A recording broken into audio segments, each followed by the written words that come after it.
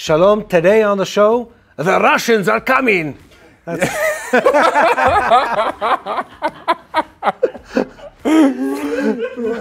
Today on the show, Yair, we're talking about Russia's new influence with Hezbollah against Israel, and somehow we're back where there's a Cold War again. Yeah. I don't think it ever stopped. We always have this, blocks fighting between each other. The Western Bloc led by the United States, and then, of course, the Eastern Bloc led by Russia. And there are coalitions that being formed. Yeah. Russia, Iran, North Korea, and now Turkey is playing into this area as well. Syria doesn't exist so much, so it's another, playing ground for Russia, Iran, and Hezbollah is the new player with lots of guns and lots of missiles, sadly pointed at Israel. Yeah. Somehow this region is always full of surprises. Russia, who was an ally of Israel, who we had a deep relationship with, who several prime ministers and several foreign ministers in Israel took pride in the personal relationship they developed with members of the Russian government. Suddenly the Russians have become an enemy of the Israeli country. Suddenly Israel has become part of the bigger game, which is Russia-Ukraine, taking place right now. And suddenly we have an enemy that is a superpower, and Russia is a superpower, on our border up north, fighting with Hezbollah, arming our neighbors, arming the Iranians. I mean, it is and we're talking about arming the Iranians with super advanced weapons. Yes. Like Russian-made anti-rocket defense systems and other weapons and training capabilities, including intelligence gathering. Okay, this is all kind of off-the-record information, but the Middle East is heading towards another round of escalation with major powers. Yeah. That's why this war between Israel and Hezbollah is not just a war between Israel and Hezbollah. And everybody watching back at home should listen, because it will affect you. If this war really takes place, it won't be just Israel and this terrorist organization. It will be Israel, Iran, Russia, the United States, and we see the pieces moving. Yes. I mean, and it is. Let's frame this conversation. So you said this right. It never is just Israel. It always is other countries involved. And what's happened, and I think we need to really zoom out on the map to really get this picture. It's not just Israel, Hamas, Israel, Iran. The whole world in recent, let's say in the last 12, 18 months, has completely changed and gone back to this game of who's going to be on whose team. Ukraine and Russia war has reshuffled alliances and power balances. Definitely. You have countries joining NATO in Europe who for decades were fearful of doing it, are now joining NATO in a bold statement, such as Finland, bold statement against Russian alliances. The Russians at the same time have been sort of strengthening, or a favorite word by newscasters, bolstering their relationships with the Syrians, with Hezbollah, with Lebanon, definitely. And then suddenly we're caught up in that big game, where now the Russians are looking at what's happening here in this part of the world as a power shift in the region. Yes, it is Israel fighting against Hamas, but Israel is backed by the Americans. And the Saudis are part of it, and the UAE, and the Kuwaitis, and others who've played game in this bigger regional game. They're sort of pulling towards the U.S. And Russia observes that and says, this is part of the bigger game that includes Ukraine, it includes China, it includes Iran, it includes Turkey, it includes all the players in the region. We don't want to lose our stake in this game. And in the Middle East. And in the Middle East. And we're really moving in that direction. And I want to remind people that this is not new for the Russians. And it's also not news to the Israeli government.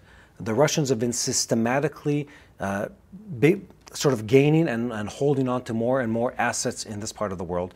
The Syrian civil war that's been going on a decade at this point, as far as their involvement goes, the Syrian civil war has been an opportunity for them to get a stake in the Middle East. Russia has a military base in Syria, and a port also. So it's they've been here since the beginning of this conflict. They know that if somebody leaves an area, someone else is going to come in. And they want to be here. And if the United States and the West will not be here and will not support Israel, then Russia is going to take over all of this region. This is just what's going to happen. But I think it's good to start this podcast. We had a nice opener with your Russian accent, and the one and only Mati Shoshani is here with me. The one and only Yair Pinto. So this is why we do this, okay? So we want on a weekly basis to talk about important points that you cannot understand from just listening to the news. So this is why we have this podcast, so we can dive deeper into the Israel-Hezbollah conflict and its wider implications on the world, not on this region only. And that's why we always get back to this power struggle between huge players, between Russia, the United States, and then other secondary players that are joining the game. We really do live in a complex reality. And it's not just here, it's everywhere in the world. Here in Israel, it seems like everything sort of funnels to this place, and you see everything represented in one country. And suddenly the power shift between the US and the Russian alliances and the sort of their teams of countries and deals and alliances, that all shifts, and it also shifts in our region. And we're seeing that tension rise because of that specifically here.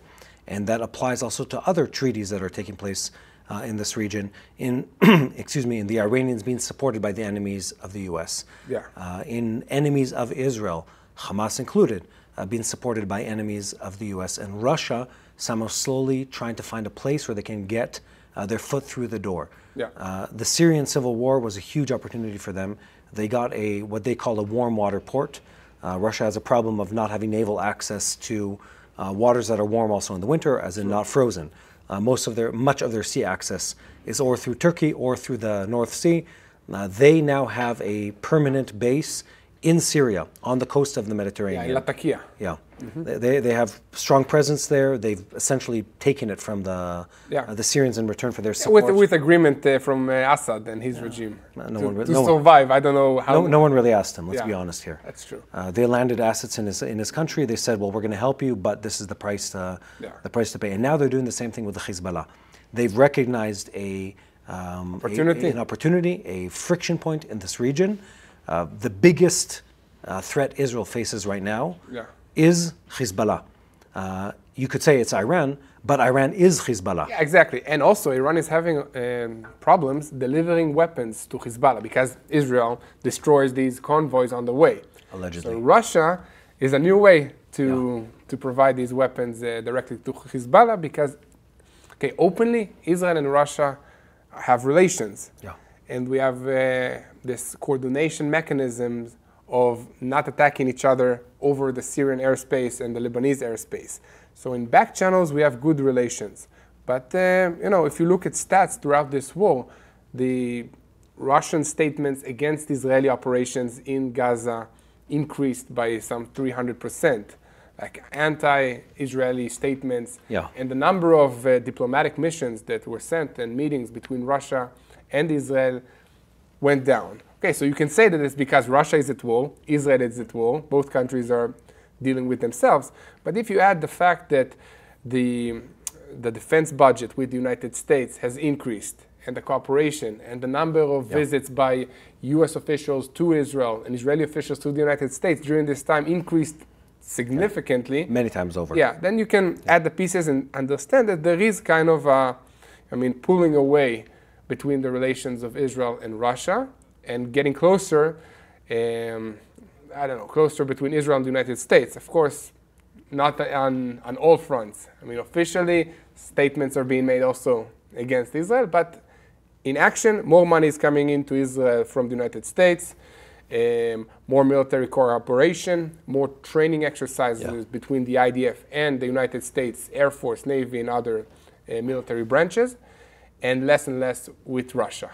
I think the challenge with understanding Russia is that it's never personal.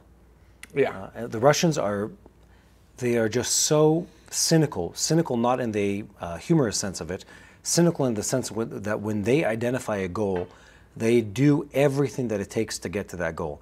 They go through all the motions to get to that. So pro-Israeli or anti-Israeli rhetoric that would come from the Russian government falls under or it folds under the foreign policy that is dictated from the Kremlin as it pertains to the Middle East. When they want something here, they sort of shift their attitude, they shift their relationships to fall in line with that. Let's be honest, Russia's never been a big trade partner for Israel. They've never been a big international ally. At best, it's been a suspicious friendship on both directions between Israel and the Russians. But the Russians identified, and they did so correctly, The power balance was shifting in the Middle East. And this is not under the current American administration. This goes back to Obama. Goes back to Obama's sort of first tour of the Middle East, where countries around the world recognized that the U.S. was, at the time, withdrawing a little from its presence in this part of the world.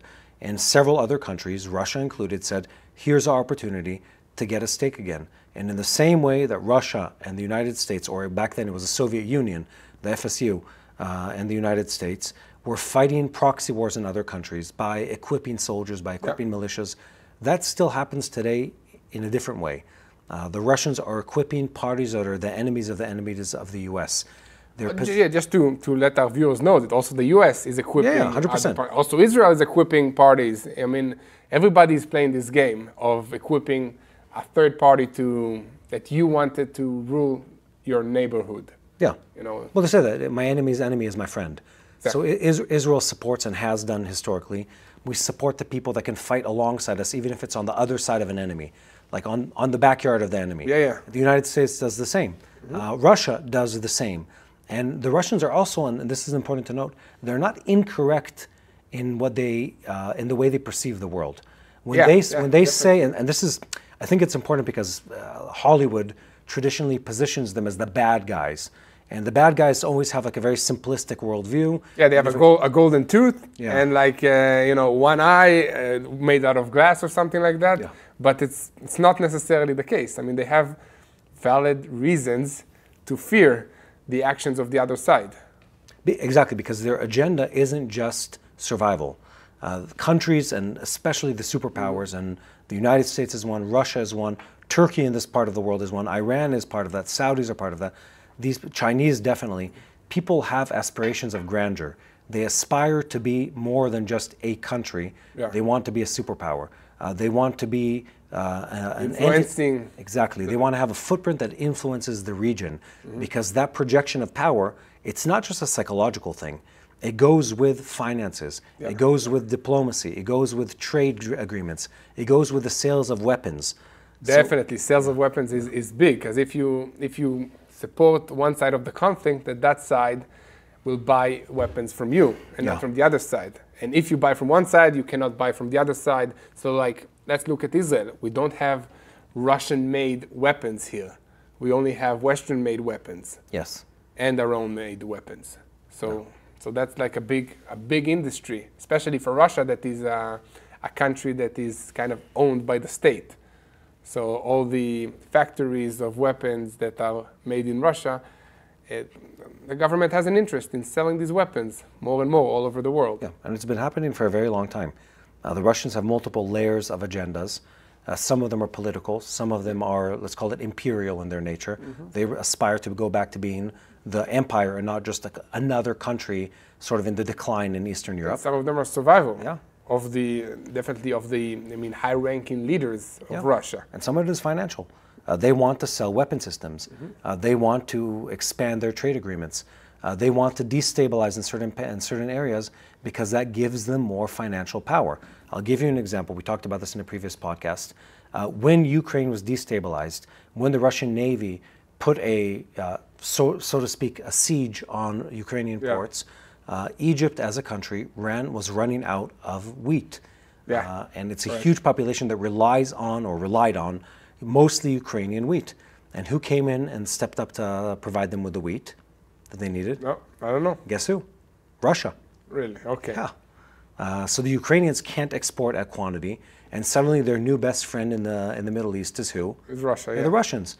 And suddenly it looks innocent at once. Okay, yeah, guys, so they're selling wheat. What's the problem? This is purely out of the kindness of my heart. I see that. They need to eat. I see a need. I can't stand aside, and just like watch you suffer. I feel like I'm compelled to help. That's the Russians, of course. And suddenly you see delegations of Russian government officials in Egypt.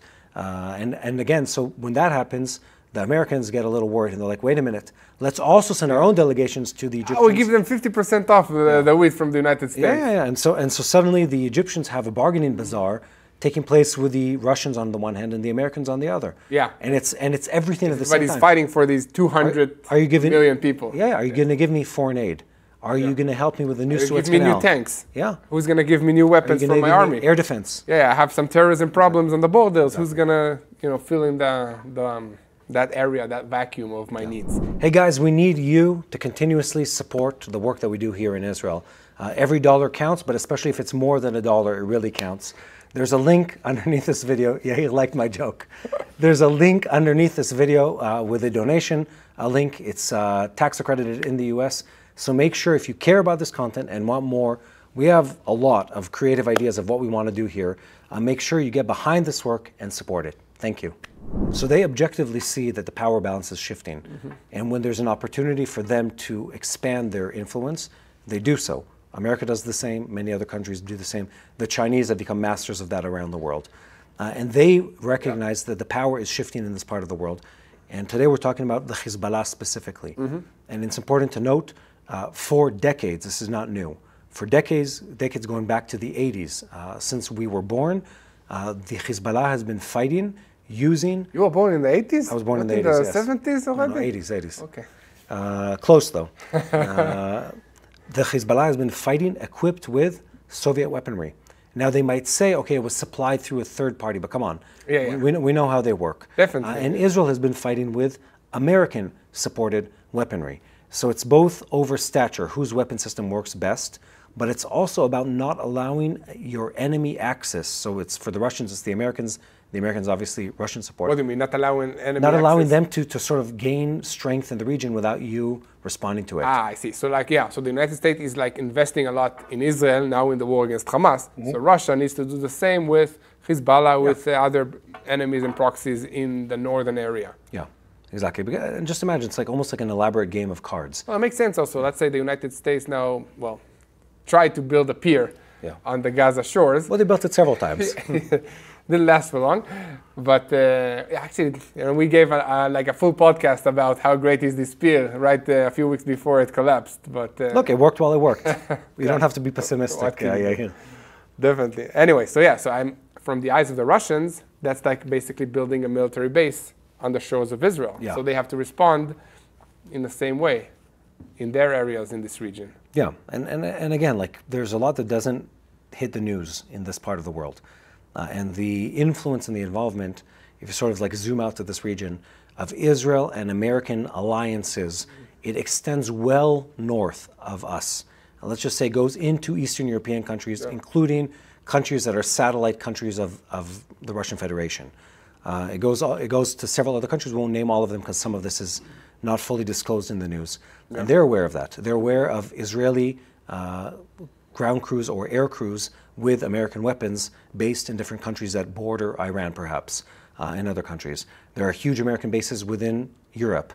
There's definitely NATO bases. That the whole coalition is based to have a response option against Russia, like for small countries like Finland now. And that is a threat to Russia because once you have a country in NATO, then the NATO alliance can place missiles, weapon systems, manpower, soldiers on the borders in more areas. Yeah, and you see that. I mean, you see the Russians have been responding to that in the same sense that NATO is now slowly expanding and creeping onto Russia as far as their perspective goes. You see the Russians slowly expand more and more their export of their military sort of top goods. Yeah. And the game has been taking that into account. When Israel responded to the Iranian drone and cruise missile attack on Israel, we attacked Russian technology, I should say, the best of Russian technology. Yeah, S-300 missiles. Yeah. Deep inside Iran. And that system, that was something that for years beforehand, the Russians were using as sort of like a press release, sort of like we have now the new S-400 anti-rocket defense system, and we deploy it only on Russian bases, and we give S-200s to everyone else. To everybody else, And then they said, well, since everyone else is teaming up against Iranians, we're going to give them the new one. We're going to give them the new one. And now they're talking about doing the same thing with Hezbollah. We destroyed the new one, so I'm still happy that we are on the western side. But these things come at a cost. Yeah. And I think that's always like part of this game, where it's a game. It's not of is Israel going to be destroyed because Russia is suddenly influenced with Hezbollah. Very likely, it's not going to affect the end of the game. Israel will still prevail against Hezbollah. But if the Russians start supplying them on a more regular basis. Very, very costly. Exactly, it raises the price. Yeah. And that's sort of something we have to take into consideration. And if we know they can raise the price, suddenly we, Israel, have a bargaining chip with, exactly, with the United Russians. States. Well, no, but we also have to negotiate differently with the Russians. Definitely. Because they suddenly have sort of a chokehold on us that they can utilize. And now when they're asking for a favor, it's not empty. It's not an empty-handed threat. It's, we want this and would be really appreciate if you did this, and remember what's going on your northern border. Yeah, and also remember, like, okay, so Israel is operating almost freely above the skies of Syria, Lebanon, and Russia has airplanes flying over there as well. So there is an interest on the Russian side and the Israeli side not to get into an aerial war accidentally between us and the Russians, like directly. I know, but I think we as tank officers, we oversimplify aerial warfare. And when you sort of read the debriefings and the press releases by the Israeli army and also what the Syrian press entities release, you understand it's not that like it's an on or off situation. It's not like or the system works or it doesn't work. Israel has to use tricks. It has to use counterintelligence. It has to use deception methods to sort of overcome the aerial defenses. Yeah, like fly behind the commercial airliner. Allegedly, according to foreign press. Fly very low. Yeah, you fly low. You know, we do a surprise attack in one place to divert attention and go from another. Yeah. We have to use a lot of tactics to be able to overcome it. So it's not a zero-sum game. Like they are able to inflict damage on us, and it is highly feasible that if Russia gets more involved with Hezbollah, when whatever conflict breaks out, whatever it's now in 6 months, or 12 months or 18 months, whatever, when it happens, we will lose fighter jets over Syrian airspace because of the Russian support of that. Yeah, and that's very feasible. That's very big because so far, like Israel's air superiority was untouched compared to Hamas and other terrorist organizations. Yeah. But if the Russians get involved, this equation will change drastically. Yeah. And another thing is the Russians are not just dropping off equipment and leaving.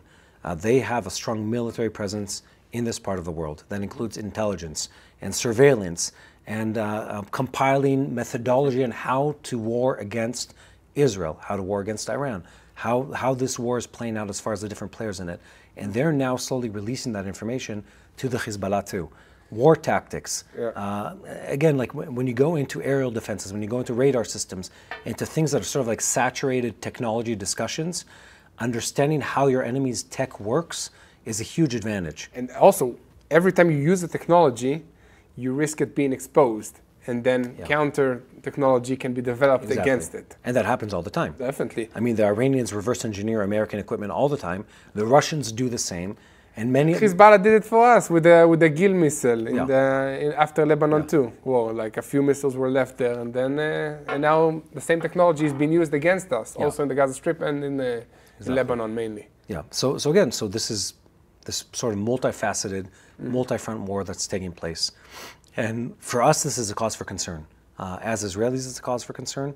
As people who want peace and quiet in this part of the world, it's a cause for concern. Definitely, and it's like, you know, we are like kind of stuck in the middle between these huge giants being fighting. Yeah. I don't think it's a coincidence because it's all biblical. That, I mean, Israel is in the eye of God and in the eye of the world, and that's why it's in the eye of the enemy. Yeah. So that's why all these power struggle between the United States and Russia, which if you just open a map, they are huge, and then Israel is this little tiny strip of land, but it's like in the middle of all this balagan, all this mess. Yeah, and again, when you think about it, like who's fighting in this playground, like it is a very long list. You have Sunni, Shia, Islam fighting in our backyard. You have Zionism.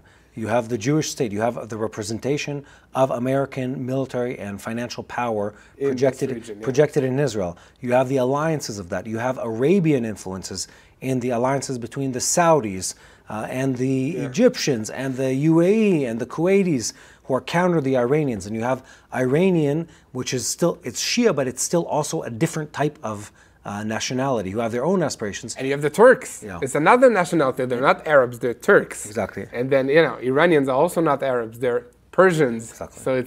So it's like a bunch of people that all of them had empires sometime, and they want to regain that control and foothold in this region. Yeah, and all of those things, when you really like zoom out from like the Israel part of it, it's all within our neighborhood, which is the name of another show that we produce. Yeah.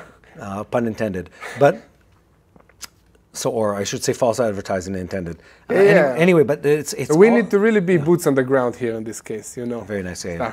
Come back. We do, but the Russians do, and I love that sentence. The Russians do have boots on the ground. I should say actually grounds, because it's on multiple grounds, both in Lebanon and in Syria and in other countries in this region. But also the Americans do to a certain degree, and also Israel has influence in many other countries. And where the game really gets interesting is much of the warfare that's happening. It is proxy warfare, but now because of the proliferation of technology, the big superpowers can help the little terrorist organizations. And we saw it extensively with the Houthis in the Red Sea, where they were feeding directly from Iranian intelligence ships. Yeah, immediately. Yeah, I mean, that obviously the Houthis, who, you know, we've seen the footage, they have weapon systems, but it's not like they have some like elaborate intelligence organization. They just fired whoever they see. Basically. Yeah, but they're getting targeting information from Iranian intelligence. And they're getting better. Yeah. You know, in the beginning we thought of them as like, the Houthis, they tried to fire, but nothing happened. All their missiles landed in sea, but they are getting more accurate. They're hitting ships. Yeah. And they're like targeting successful naval areas and affecting the world. Yeah. And more than that, is like, despite the United States attacks against the Houthi bases, the Houthi attacks keep going up, and we see more and more attacks. Yeah. So something is like not working there. Yeah, and then what's interesting is the Russians are much more effective and powerful than the Iranians are, definitely when it comes to naval warfare. They have a very powerful navy, and it is rich with technology. It has corruption problems, it has tech problems, it has reliability issues. They're still a force to be reckoned with. And what we are seeing, and this is our producers giving this intelligence as we speak, so Israel represents the projection of power of NATO and, more importantly, the Americans. And now there's intelligence coming out saying that the Russians are following Israeli naval tests taking place near Germany and in the Mediterranean. Yeah, we're talking about the submarines. Submarines and surface vessels. The new submarines that Israel just purchased from Russia. Yeah. From Germany. And then, the Russians sent spies to check out how do these new submarines operate. Yeah. That's big. Just a word about these submarines, because I think it's interesting. So this military purchase is the largest that Israel had purchased since I think many, many years now. Yeah. It's a huge submarine that allegedly has the capability of firing missiles that can carry a nuclear warhead. Cruise missiles, yes. And that's part of the secondary response in case of a nuclear war. Yeah. Okay? And we didn't talk about nuclear capabilities, but Russia has nukes, that's known. The United States have nukes. And Iran soon will have nukes if we don't stop it. Heaven forbid. Yeah, definitely. So this region will be even more complicated, and these wars will be more complicated when better weapons will be involved in it. Yeah. So guys, we have a lot of ideas, and if you want us to develop these ideas into videos for you, please consider subscribing and consider making a financial donation by clicking the donate button on YouTube or by going to our website at www.tbn.org/Israel. I think that because of these secondary capabilities, then all the superpowers are investing more in these small militias and to arm the fighting parties with conventional weapons, meaning weapons that explode and not create a chemical disaster and destroy the land. It's a lot cheaper for them. Hundreds of years. Cheaper for them when you think about it too. It's much cheaper for the Russians or the Americans to have someone else duke out their battle versus them losing a cruiser, losing an aircraft carrier.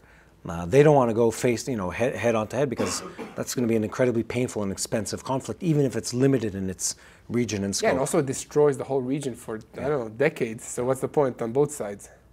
Yeah, so we're living in a very complex reality here, in a reality that is both concerning, but it's also just more of the same. The Russians have been involved in the Middle East many times before. The Russians equipped all our enemies for much of the history of Israel until we signed peace agreements with Jordan and with the Egyptians. Yeah. I mean, they were Like everything that we studied in the army was all the Russian tanks, Russian doctrine. all the T's. How exactly? How do you fight? Like all I know about enemy equipment is all Russian weapon systems. Because they're the ones who equipped all our enemies always. So we know Russian tanks and air force and Russian weaponry and Russian tactics. It's funny. I remember, where do you learn all of the enemy's capabilities in the army? It's in the bathrooms. You have posters in the bathrooms with all the enemy tanks and where are the weak points and where are the strong points and what are their advantages. And look, it works. I still remember. Definitely. I'm over 40. I still remember things I learned in the army when I was 18 years old. Well, plus you spent like 7 months in the army now, so I think you gained it back. Different doctrine, though. Yeah. Anyway, so to sum up, I mean, we're living in a very complex reality, and the Russians are again. I shouldn't say it's not news. They're once again playing the game in the Middle East. And in Europe and in the world, basically. They've always been playing the game. Yeah. They've been a superpower for a very, very long time. Hundreds of years.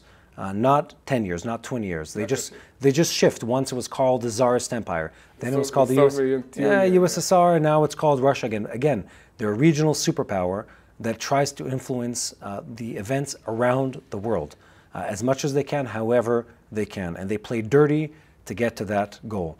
Yeah. Just I think it's been like a few years that they were kind of quiet and kind of cooperating in the international arena until they invaded Ukraine, until they, moved pieces in the Syrian civil war, but they've always been there. They just waited for the right time. Yeah, and again, you have to also look at like their internal politics. The Russian government responds to weakness that it also feels internally and projects the power externally.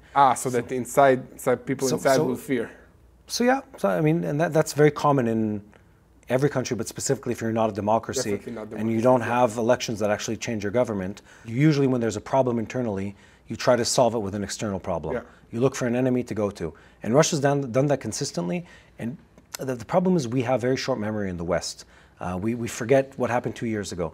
Russia for over... Forget what happened 7 months ago. The Soviet Union collapsed, and it didn't take them long after that to go back to waging war in other countries. They fought in Chechnya twice. Yeah. They invaded Georgia, the country. Gruzia, as we say in Hebrew. They invaded them not once, twice. They took over the best land in that country. And they did so with very little resistance from the Georgian government or them. Or the international community. Yeah, they have proxy governments now that work for them, that are Putin's puppets in multiple countries around the world. Countries that depend on them financially, depend on them militarily speaking. They invaded first the Crimea Peninsula off of Ukraine. And they did so, they learned that no one was really Nobody cares. Nobody wants to fight. Yeah, let's do more. I guess we'll continue. Yeah. And they see the same. Well, we can help the Syrians a bit. No one's responding. Let's help them a lot. No one's responding. Let's build a base. Yeah, let's build a base. Let's stay. Now it's a neighborhood in Russian, So they're, it's more of the same with them. They're always looking to expand their strength in this region. And when you think about the internal American politics, it gets interesting in my mind, because Americans, I don't know if they think of it this way, they speak publicly as if they're visitors solving a problem and then going back home. You know what I mean? Yeah, and they don't take it like as something that is theirs. Yeah, it's not theirs for the long term. We're going to go, we're just going to solve the problem. Fix Afghanistan for 10 years, they're going to live. Exactly. It took them a little longer, but okay, but we'll fix a problem. We'll fix Vietnam. We'll fix Afghanistan. We'll fix Iraq. We'll give them democracy and then we leave. We'll give them democracy and then we leave. Exactly. And they forget that when they leave, everything goes back to the way it was. And it's sort of this like catch-22 where you can't really ever create a vacuum, because the minute you withdraw even a little, someone else is overnight. They're taking that space that you've created. Oh, listen, that's the problem with Gaza. Okay, so let's say Israel is destroying Hamas, but the minute we leave, someone worse or the same will take over. So that's the catch. It's either you stay or you find someone that you can back that is strong enough to keep a hold of that ground. Yeah. So I think we summarize on the same topic every time. It's easy if you just hold on to the today or yesterday's news to despair and to lose hope in this part of the world. Yeah. But if you are able to have a wider perspective, one, understand the trends, watch perhaps a podcast that goes in depth into some of the topics. This is a good example of that. Yeah. You can subscribe also to TBN Israel and get more videos every day from what we do here in Jerusalem. So if you have the big picture, you get it. If you read the Bible, you really get it. It makes complete sense. Because then only by reading the Bible I can make any sense of this, situation and what's going on in the world. Yeah. It's the only reason that I can, sleep well at night and not think that everybody's just crazy. And this is why I love history and I love the Bible and I love combining the two. It's cool. Because the Bible is the best book ever. It's the best book ever in the sense relevant that the always. Stories of the Bible are played on repeat with different characters. It's the same character with a different outfit again and again and again in the same places. Yeah, same places, same location, just different technologies, different eras. Yeah.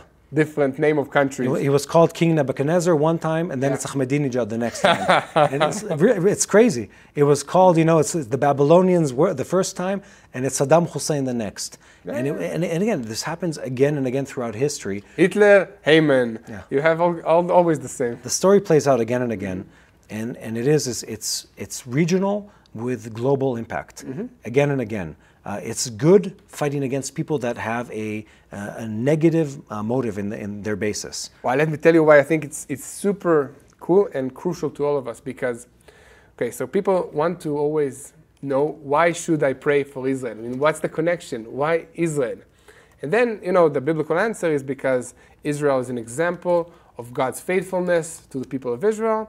And then, because of that, He's faithful to each and every one of us. But if you look about it in a geopolitical lens, you see that Israel is always in the eyes of the media, with wars, with terror attacks, with political actions that always reach the global news. Yeah. But then if you look at it from a wider perspective, you see the players, you see the United States, you see Russia, and these countries, you see Europe, have an effect on each and every one around the world, everybody. So Israel is kind of like a microcosmos example, like a small example that we can understand. But if we forget that it has effects on us, we should zoom out and see the hands of all the nations and all the world involved in this region and in what's going on here. Yeah, they are. And when you do, you understand that God is sovereign. And you understand that things that are right and important must be fought for and must be sacrificed over. And that's a repeated history in this part of the world. Yeah, also in the Bible. Yeah. Always. Nothing good is ever given for free, ever. Nothing of substance is ever given without pain and without suffering and without sacrifice. And that's always been the story, and that remains the story today. Yeah. And as long as we hold on to that, and this is the global message, it's not just for us Israelis who have to serve in the army. It's for everyone around the world. Every time you're presented with evil, you have the choice. And it's respond or ignore. And ignore, they will eat you alive. Exactly. Ignore gives them power. And by the time you wake up, it's often too late to actually give the response. Yeah. So we're given that chance on a regular basis. The story is the same story, again and again and again. We just need to wake up in time. Yeah. I mean, read the Bible, look at the stories of the Bible, and then just try to compare them to what is happening today. Yeah. Think of good versus evil, and make a decision on which side you are on. Yeah. Okay? And we keep telling our viewers that this is a battle that is fought on multiple fronts. And it is. Because if you open the news, you will see a different response than what we share here. Yeah. But I don't want you to just, believe me when I say that we are the good guys. Pray about it, open the Bible, compare, and ask God, who should I stand with? And then the most important thing is act. Take an active part in standing with the truth. And then pray. Pray for the situation. This is, I think, the only way all of us can unite here. I'm not asking people to wear uniform and come and join us in the IDF here. I mean, some of our viewers do it. I've seen pictures. I mean, that they came here, wore IDF uniform and volunteered to help, in certain aspects and areas. Yeah. I think as we're wrapping up, it's a good opportunity to invite all our viewers to make sure you subscribe and share this content. Mm-hmm. We're fighting a media battle, we're fighting a battle over the truth, and we need people who enjoy, who care, who resound with this message to say, one, I like, I share, I subscribe, and make sure other people care about this content. Just one or two can make a substantial difference.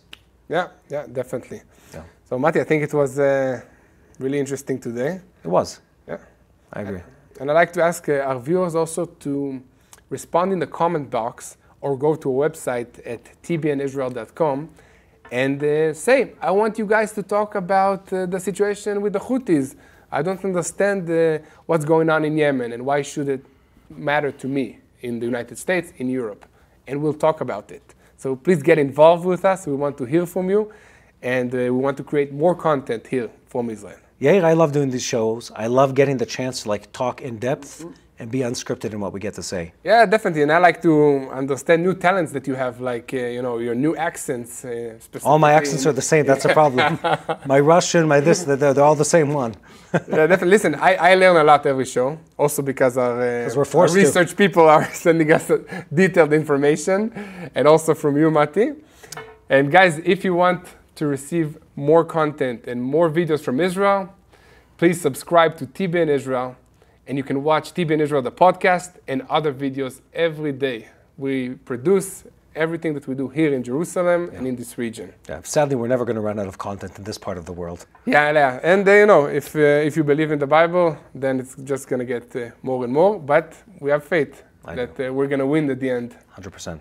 Hey, good show, Yair. Great show. Hello, this is Mati here in Jerusalem with TBN Israel. This is Yair Pinto from TBN Israel here in Jerusalem. TBN Israel is keeping viewers informed with Israel-focused news, culture, and what God is doing in this land. Support TBN Israel today online at TBN.